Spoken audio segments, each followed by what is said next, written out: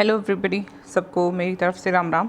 आज हम सीखने वाले हैं व्हाट इज़ कोवैक्सीन। काफ़ी चर्चा में है ये शब्द और इस शब्द से लेकर बहुत सारी उम्मीदें हम सबकी बहुत जुड़ी हुई हैं। अब इस शब्द का मतलब समझते हैं। क्या है कोवैक्सीन? क्या ये सच में एक वैक्सीन है? Is it possible to get it कि 15 अगस्त तक ये इंडिया में आ जाए, इंडिया में लॉन्च हो जाए और उसके बाद हम सब लोग वैक्सीनेटेड हो जाएं इस बीमारी के खिलाफ लड़ने के लिए। उसके अलावा आप अगर मुझसे कनेक्ट करना चाहते हैं तो लेट्स जीके करके मेरा फेसबुक पेज है, उस पर आ सकते हैं। You can always connect to me on my mail ID which has been given on the YouTube channel itself. You can always get in touch with me on Manisha Dhankar, my Facebook page. You'll get the links in the description box. चलिए अब हम आगे बढ़ते हैं। आज हम शुरू करते हैं अपनी class about the Covaxin. What is Covaxin? कितना है पॉसिबल और कितना नहीं है पॉसिबल, और क्या चीज़ें हो सकती हैं और क्या नहीं होंगी। चलिए शुरू करते हैं। कोवैक्सीन क्या है? क्या 15 अगस्त को हम इसको लॉन्च कर पाएंगे? कोवैक्सीन एक बहुत बड़ी ड्रीम प्रोजेक्ट है बेटा इंडिया का। इंडिजिनस वैक्सीन है, इंडिया की पहली कोविड-19 वैक्सीन है जिसको इंडिया सोच रहा है लॉन्च करने की 15 अगस्त के आसपास। हालांकि इसको लेकर बहुत सारी आशंकाएं हैं, बहुत सारी चीज़ें हैं जिसके बारे में हम डिस्कस करते रहेंगे। आज ही सुबह एक प्रेस रिलीज़ आया था जिसमें जो ministry of science and technology था उसमें कहा, उनकी एक स्टेटमेंट आई जिसमें कहा गया कि इस साल यानी 2020 में शायद कोई भी वैक्सीन इंडिया में अभी लॉन्च ना हो। हालांकि वो स्टेटमेंट उन्होंने वापस ले लिया है। वो जो 2 लाइनें थी कि 2021 से पहले किसी भी वैक्सीन का आना पॉसिबल नहीं है, वो स्टेटमेंट उन्होंने वापस ले लिया है ministry of science and technology ने। लेकिन क्या कोवैक्सीन सच में कामयाब होगी या नहीं होगी, चलिए देखते हैं। Covaxin India's first indigenous vaccine against the most deadly disease prevalent in this period of time, जो कि है कोविड-19 यानी कि कोरोना। देश का पहला वैक्सीन है कोवैक्सीन। समय की इस अवधि में सबसे घातक बीमारी जो आज चल रही है कोविड-19 यानी कि कोरोना। अब पता करते हैं कि इंडिया में कौन देता है परमिशन कि हम लोग वैक्सीन बना सकते हैं कि नहीं बना सकते हैं। इंडिया में वैक्सीन बनाने की परमिशन देती है CDSCO यानी कि बेटा central drugs standard control organisation. अभी डायरेक्टर जनरल जो हैं, ड्रग कंट्रोलर जो हैं इंडिया में, वो हैं बलराम भार्गव, जो कि ऑफिशियल स्टेटमेंट्स दे रहे हैं इस बारे में कि क्या ये वैक्सीन फिजिबल है अभी आना या नहीं फिजिबल है। अब हम आते हैं कि या इंडिया के इस वैक्सीन में क्या क्या चीज़ें हैं जो पॉसिबल है, इसको एक बहुत अच्छा ऑप्शन बनाती हैं कि ये फ्यूचर वैक्सीन बन सकता है अगेंस्ट कोरोना वायरस। बेटा अब बात करते हैं कि कोरोना वैक्सीन के जो ये कोवैक्सीन आ रहा है इसको बनाया किसने है। बेटा 2 ऑर्गेनाइजेशंस हैं, ICMR और BBIL। ICMR यानी कि Indian council for medical research, आप जानते ही हैं Indian council for medical research India में जितनी भी मेडिकल रिसर्च होती है उसको स्पॉन्सर करता है, उसका हेड है। और दूसरा जो इसके साथ एक ऑर्गेनाइजेशन जुड़ी हुई है वो है BBIL। BBIL मतलब भारत बायोटेक इंडिया लिमिटेड। ये एक कंपनी है जो कि ये डेवलप कर रही है इस वैक्सीन को। ICMR ने किया क्या है? अब ICMR और BBIL का कंट्रीब्यूशन देखते हैं इस वैक्सीन को बनाने में, किसका कितना कंट्रीब्यूशन है। इसका कंट्रीब्यूशन ये है बेटा, ICMR के अंडर एक ऑर्गेनाइजेशन आती है NIV पुणे, यानी कि national institute of virology Pune में। इन्होंने एक वायरस स्ट्रेन दिया इनको बनाने के लिए BBIL को। ऑब्वियसली अब वायरस का वैक्सीन बनाना है तो एक वायरस स्ट्रेन की ज़रूरत पड़ेगी, और वायरस स्ट्रेन जो दिया गया वो असिम्प्टोमेटिक पेशेंट से दिया गया, यानी कि एक ऐसा पेशेंट जो कोरोना पॉजिटिव था लेकिन उसमें प्रॉपर सिम्टम्स नहीं थे कोरोना के, उसका एक वायरस स्ट्रेन दिया गया। और उसके बाद सारी रिसर्च की है भारत बायोटेक इंडिया लिमिटेड, जो कि हैदराबाद बेस्ड कंपनी है और जो इसको बहुत स्पीडीली डेवलप कर रही है। अब हम बात करते हैं कि क्या BBIL ने जो एप्लीकेशन है किसको दी होगी, कौन किसको एप्लीकेशन देंगे और जो ये परमिशन देगा कि भाई हम ये वैक्सीन बना सकते हैं कि नहीं। ये वैक्सीन जब हमने अभी बात करी कि वैक्सीन की परमिशन दे रहा है CDSCO central drugs standard control organisation, लेकिन जो क्लिनिकल ट्रायल्स होते हैं, अब मैं आपको बताऊंगी वैक्सीन की स्टेजेस में क्या क्या ट्रायल्स आते हैं, क्या क्या वैक्सीन की डेवलपमेंट में स्टेजेस आती हैं। वैक्सीन की जो अभी फ़िलहाल जिस स्टेज पर है जिसमें ह्यूमन ट्रायल या क्लिनिकल ट्रायल हैं, उसके लिए एक ऑर्गेनाइजेशन है इंडिया में CTRI यानी कि clinical trial registry of India, CTRI। इसके बाद एप्लीकेशन गई हुई है BBIL की और शायद जुलाई में यानी कि 7, 8, 9 जुलाई के आसपास ये जो ह्यूमन ट्रायल्स हैं ये शुरू हो जाएंगे। अब हम बात करते हैं कि क्या ये वैक्सीन कामयाब रहेगा, क्या इस वैक्सीन को का होना, सफल होना या नहीं होना कितना डिपेंड करता है किस चीज़ पर। ये वैक्सीन ऑलमोस्ट डेवलप हो चुका है।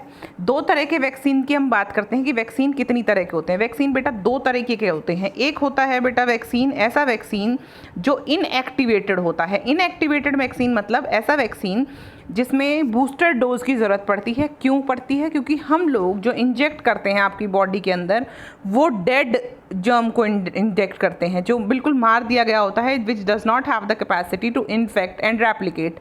एक ऐसा वायरस का पार्टिकल आपके अंदर डाला जाता है जिसको ना तो वो रेप्लिकेट कर सकता है, ना आपको इन्फेक्शन दे सकता है, तो आप सेफ रहते हैं। ये इनएक्टिवेटेड 100% सेफ्टी रहती है इनएक्टिवेटेड वैक्सीन्स में। एक वैक्सीन जो दूसरा टाइप है, लाइव एटेन्यूएटेड वैक्सीन होता है बेटा, ये सिर्फ एक ही बार लेना पड़ता है। इसकी बूस्टर डोजेस की ज़रूरत पड़ती है। जो इनएक्टिवेटेड जो हम बना रहे हैं अभी कोवैक्सीन, ये क्या है? इनएक्टिवेटेड वैक्सीन है। इस वैक्सीन में जो ऐसे वैक्सीन होते हैं इसमें बूस्टर डोजेस की रिक्वायरमेंट होती है। लेकिन एक और चीज़ है कि ये क्या होता है, 100% सेफ होता है। इसमें आपकी लाइफ को कोई रिस्क नहीं होता है। यहाँ पर जो लाइव एटेन्यूएटेड वैक्सीन होता है बेटा, इसमें क्या होता है, जो जर्म होता है उसको वीक करके आपकी बॉडी में डालता है, इतना वीक करके कि शायद आपकी बॉडी की इम्यूनिटी उससे लड़ पाए। लेकिन कई बार ऐसा होता है कि ये सेफ़ नहीं होता है, क्योंकि कई बार आपकी इम्यूनिटी इतनी स्ट्रांग होती ही नहीं है कि आप उस बीमारी से बच सकें, और उस बीमारी का रिस्क बहुत ज़्यादा रहता है। इसलिए अब ज़्यादातर वैक्सीन इनएक्टिवेटेड फॉर्म में ही बनाए जाते हैं। अब हम आते हैं कि जो वैक्सीन है कोवैक्सीन, ये कैसा वैक्सीन है? ये बेटा ये इनएक्टिवेटेड वैक्सीन है। कोविड-19 पार्टिकल के कोविड-19 वायरस के उन पार्टिकल से बनाया जा रहा है जिनको मार दिया गया है, बिल्कुल कंप्लीटली किल कर दिया गया है, जिनके अंदर ना इन्फेक्ट और ना रेप्लिकेट, यानी कि खुद को डबल करने की पावर अब नहीं है। अब हम बात करते हैं कि क्या इस बारे में जो ये 2 वैक्सीन हम लोग डेवलप कर रहे हैं, ये कितना सक्सेसफुल होने वाला है और कितना सक्सेसफुल नहीं होने वाला है। कोवैक्सीन इनएक्टिवेटेड वैक्सीन हम बात कर चुके हैं। अब जो ये कंपनियां इस वैक्सीन को लेकर या और वैक्सीन्स को लेकर अभी इंडिया में एक्टिव हैं, फ्रंट रनर्स हैं, वो इंडिया में 3 कंपनियां हैं, एक्सेप्ट BBIL तो ICMR के साथ मिलकर ये वैक्सीन बना ही रहा है। अभी फ्रंट रनर्स हैं Zydus Cadila, serum institute of India और पेनिसिया बायोटेक। अब जो कंपनियां इंडिया में हैं उसके अलावा ग्लोबल फ्रंट रनर्स, यानी कि ग्लोबल जो लेवल पर कौन सी वैक्सीन, 2 कंपनियां हैं जो बहुत तेज़ी से वैक्सीन डेवलप कर रही हैं और ह्यूमन ट्रायल्स तक पहुंच चुकी हैं। वो हैं एस्ट्राजेनेका, यानी कि ऑक्सफोर्ड यूनिवर्सिटी के साथ मिलकर जो बना रही है एस्ट्राजेनेका, अभी लीड फ्रंट रनर है बिल्कुल वर्ल्ड में, शायद सबसे पहला वैक्सीन ये लोग लॉन्च कर पाएंगे। इन लोगों ने ह्यूमन ट्रायल्स का फेज़ 3 भी शुरू कर दिया, और दूसरी कंपनी मॉडर्ना भी बहुत स्पीड से इस वैक्सीन की तरफ बढ़ रही है। AstraZeneca phase 3 of human trials में मैं बता चुकी हूँ, और ये ऑक्सफोर्ड यूनिवर्सिटी के साथ मिलकर काम कर रही है। अब मैं आपको बताती हूँ कि जो फेज़ 3, फेज़ 1, फेज़ 2 ये है क्या सिस्टम। वैक्सीन डेवलपमेंट में बेटा बहुत सारे स्टेजेस होते हैं। जो अभी स्टेज हम जिस स्टेज पर हैं वो है क्लिनिकल डेवलपमेंट, यानी कि फेज़ 3 जिसकी बात हो रही है। लेकिन इससे पहले क्या होता है या क्या नहीं होता है मैं आपको बताती हूँ। सबसे पहली स्टेज होती है बेटा एक्सप्लोरेटरी स्टेज। एक्सप्लोरेटरी स्टेज में क्या होता है, रिसर्च की जाती है कि क्या वैक्सीन बन सकता है, क्या नहीं हो सकता है, क्या हो सकता है, ये चीज़ों की बातचीत की जाती है। ये होती है एक्सप्लोरेटरी स्टेज। उसके बाद होती है pre clinical stage. Pre clinical stage में किसी भी वैक्सीन के एनिमल ट्रायल्स किए जाते हैं, किसी भी एनिमल पर उसको ट्राई किया जाता है, उससे क्या वो इम्यून हुआ कि नहीं हुआ, उसकी इम्यूनिटी बढ़ी कि नहीं बढ़ी, ऐसी चीज़ें की जाती हैं। जो मोस्ट इंपॉर्टेंट होता है क्लिनिकल डेवलपमेंट। क्लिनिकल डेवलपमेंट में बेटा 3 फेजेज़ में ह्यूमन ट्रायल्स किए जाते हैं। 3 फेजेज़ में ह्यूमन ट्रायल्स किए जाते हैं। पहले फेज़ में 20 से 80 लोग लगभग 6 महीने तक ट्राई किए जाते हैं।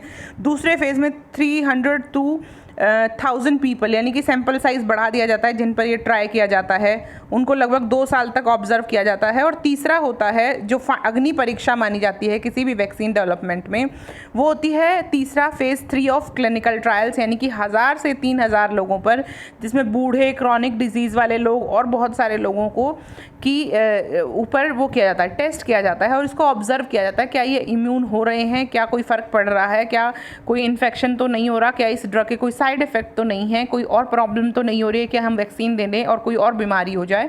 ये सब चीज़ें देखी जाती हैं इस स्टेज में। अब हम जो एस्ट्राजेनेका की बात कर रहे हैं, जिसके जो फ्रंट रनर हमने बताया एक ऑक्सफोर्ड यूनिवर्सिटी के साथ मिलकर काम कर रही है, ये फेज़ 3 में है यहाँ पर। और हम लोग कहाँ हैं अभी जिसके बारे में बात हो रही है, हम लोग हैं हम क्लिनिकल डेवलपमेंट में पहले फेज़ में, यानी कि 1 से 20 से 80 लोगों के बीच के ऊपर ट्रायल किया जाएगा। और बेटा अब जो ये हम लोग फेजेस की बात कर रहे हैं वैक्सीन डेवलपमेंट में जिसमें 6 महीने 1 साल लग रहा था, अब इंटरनेशनल स्टैंडर्ड्स को बदल दिया गया है। कारण आप जानते ही हैं, कोरोना बहुत बड़ी महामारी बन चुका है और अब बहुत ज़रूरत है कि जल्दी से जल्दी कोई वैक्सीन आए जिसके कारण हम सब लोग इस बीमारी से, कोरोना नाम की बीमारी से बच सकें। तो ये क्या है, ये सारे ट्रायल्स जो काफ़ी लंबे समय तक होने थे, इनको बहुत शॉर्ट कर दिया गया है और ताकि जल्दी से जल्दी कोई ना कोई ट्रीटमेंट, कोई ना कोई ऐसा हल लगाया जा सके, ऐसा तरीका निकाला जा सके कि हम इस बीमारी से बच सकें। अब हम बात करते हैं क्या अपने इसके बाद जो फेजेस होंगे। हमने पहले देखा एक्सप्लोरेटरी फेज़ था, उसके बाद हमने देखा क्लिनिकल फेज़ था, उसके बाद हमने देखा एक एक्सप्लोरेटरी फेज़ था, उसके बाद हमने एनिमल ट्रायल्स किया, उसके बाद हमने ह्यूमन ट्रायल्स किए, उसके बाद हमने ट्राई किया लॉन्ग टर्म साइड इफ़ेक्ट्स के बारे में। फ़ेज़ 4 में हम लोग देखते हैं जो कि आम लोगों तक ये वैक्सीन पहुंचाई जाती है और देखा जाता है कि क्या आम लोगों को इससे कोई फ़र्क पड़ रहा है, कोई और साइड इफ़ेक्ट तो नहीं हो रहा है, कोई जेन्युइन पीपल जो नहीं हैं, जो जिनको बीमारी नहीं थी, अगर नॉर्मल इंसान को भी दे दिया जाए या फिर एक छोटे बच्चे को दे दिया जाए या फिर किसी ओल्ड एज के पेशेंट को दे दिया जाए, तो क्या ये इफेक्टिव होगा कि नहीं होगा, ये सब चीज़ें ऑब्जर्व की जाती हैं। ये वैक्सीन डेवलपमेंट का ही फ़ेज़ 4 था।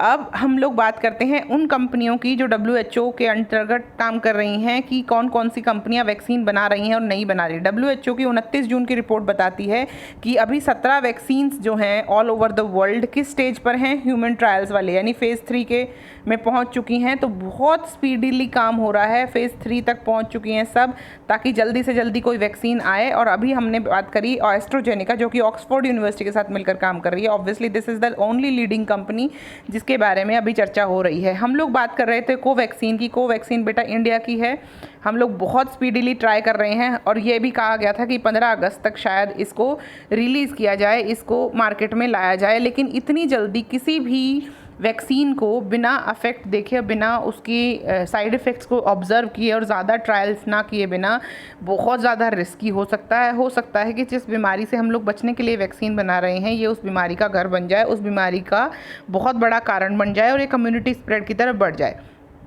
अब आप कोवैक्सीन के बारे में हम सारी चर्चा कर चुके हैं। अगर आपको किसी भी नए टॉपिक पर आप जानकारी लेना चाहते हैं, stay connected for the latest you want to know, you must know and you should know. Subscribe the channel Womania की दुनिया। Thank you so much. This is Manisha Dhankar signing of.